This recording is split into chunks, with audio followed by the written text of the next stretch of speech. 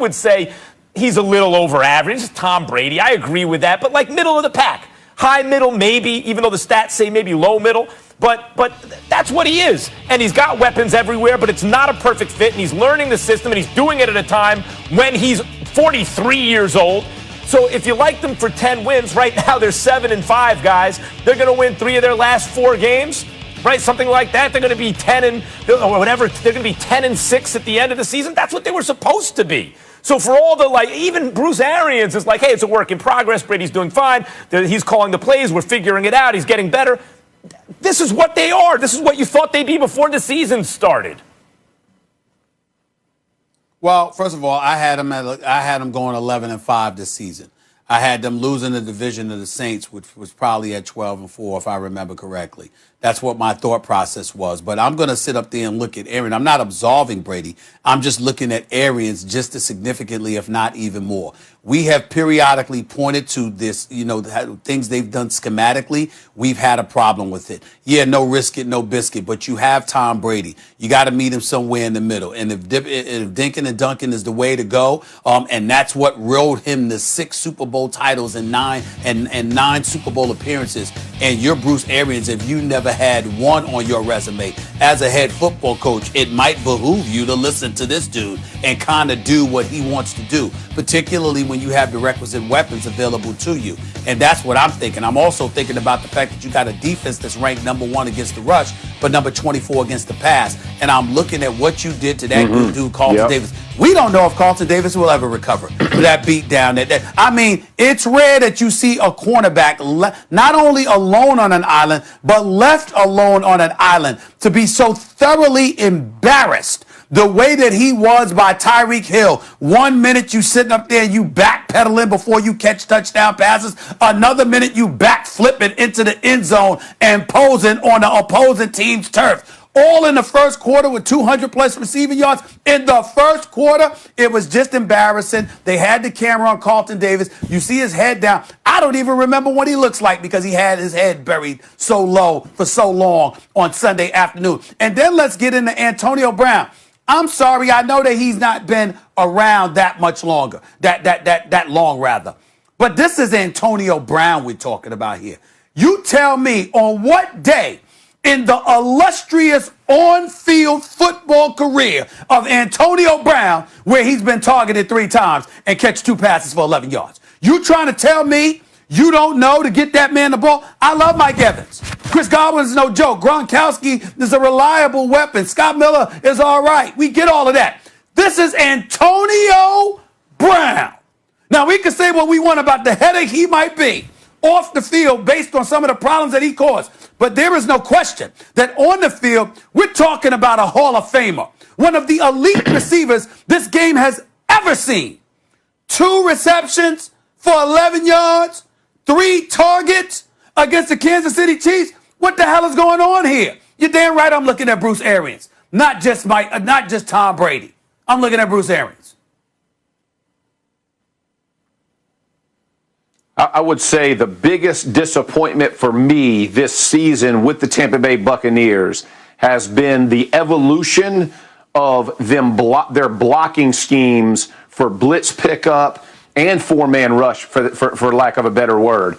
As you're looking at this team, week after week and the development of it, they have not figured out how to protect Tom Brady. Here's the difference. Everybody talks about, hey, we're going to motion. We want to use motion. And that was the whole, clip with Mike and the whole conversation he's having with BA about how much motion does he want. I played on an offense that was static. We did not motion. And why didn't we motion? Because we wanted to know where everybody was, where their alignment was, because that told you so much about who could blitz, who was in danger, who was going to try to trap who. All of those keys, you could use voice inflection on the snap count to get guys to tip. Again, all all of those things with the Colts and Peyton Manning, and Brady has done that for his entire career. Because the bottom line is, every defensive coordinator understands Tom Brady's going to be 4 yards or 5 yards behind the center at the end of every play, because that's where he does his best work, right? He's not going to roll out. So all the motioning, all the jet motion, all that stuff, all that tells you is zone or man, and all it can do is ultimately confuse where the back's going and which guy is hot.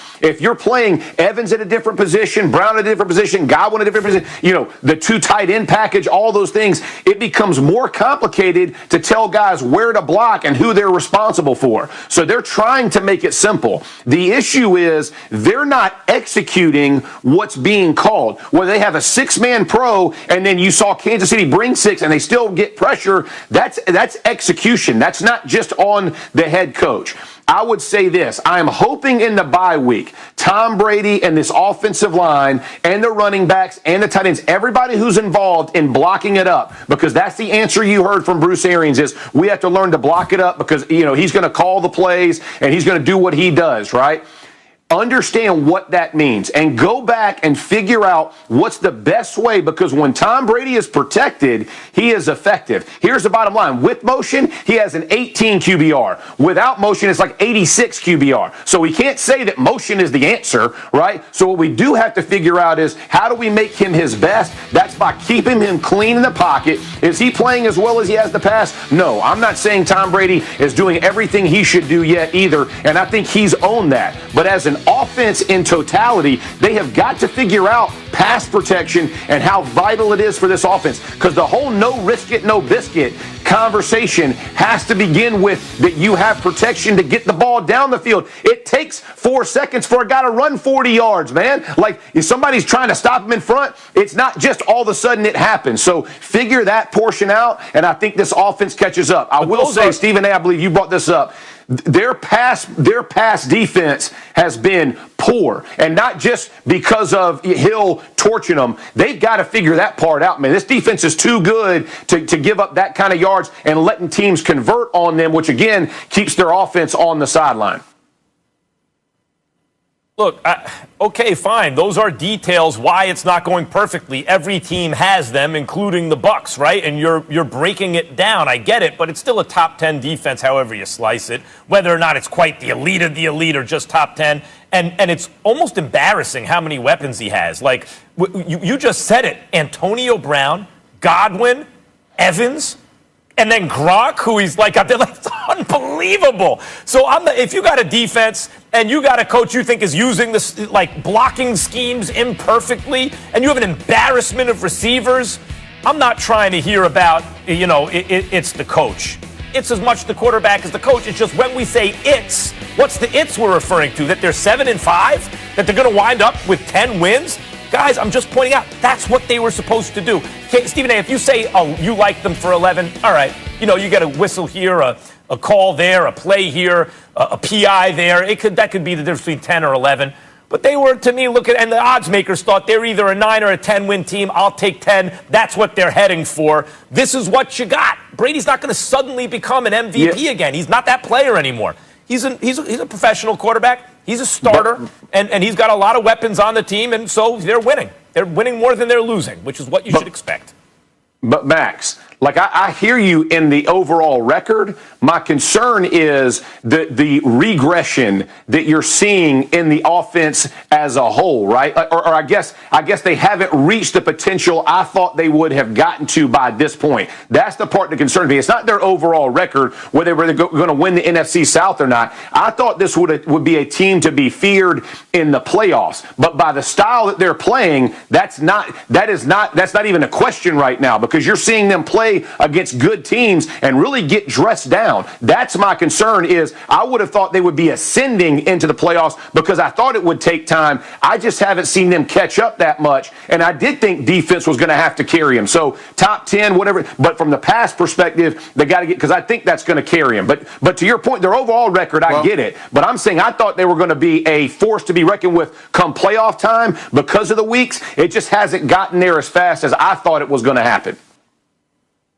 Well, Jeff, this is the thing, and like you brought up, blocking, which obviously you would know like the back of your hand. And the bottom line is this: you're talking about blitz packages, in terms of picking up blitzes and things of that nature. Your running backs blocking for you. You making sure to assist in the level of protection that you might need, because Tom Brady is 43 years of age, and even when he was in his 30s and his 20s, he wasn't mobile. So you damn sure know he's not mobile now. I think the reason why I keep bringing up Arians is because he is a respected coach. We all respect him. We respect the job he did in Indy. We respect the job he did in Arizona. We understand it, and we love his personality. The flip side to it is this: when we look at who Tom Brady played for the first 19 years or so of his career, it was a guy in Bill Belichick that kept the mistakes at a minimum and camouflaged the deficiencies. Bruce Arians is not doing that. So we can look at Tom Brady, but ultimately, if we're going to compare Tom Brady to who he once was, why don't we get to compare Bruce Arians to who Tom Brady once had? Because he has 6 titles and 9 Super Bowl appearances. And here you are, Bruce Arians, with these bevy of weapons, and you no longer have a quarterback that's throwing 30 interceptions in a season, and still somehow, some way, there's always a problem. It's the defense. It's the secondary. It's not underutilizing the running game. Leonard Fournette suddenly can't run the football for some inexplicable reason. We're pointing to a few things that have very little to do with Tom Brady. So who else are we supposed to look at? Well, okay, but you're comparing him to the best who ever did it. And if we're talking about, like, going into this season, this wasn't about Arians to Belichick or even Brady to Cam. This is about Brady. But is it a comparison, man? Belichick's 1 game under 500. But is it a comparison?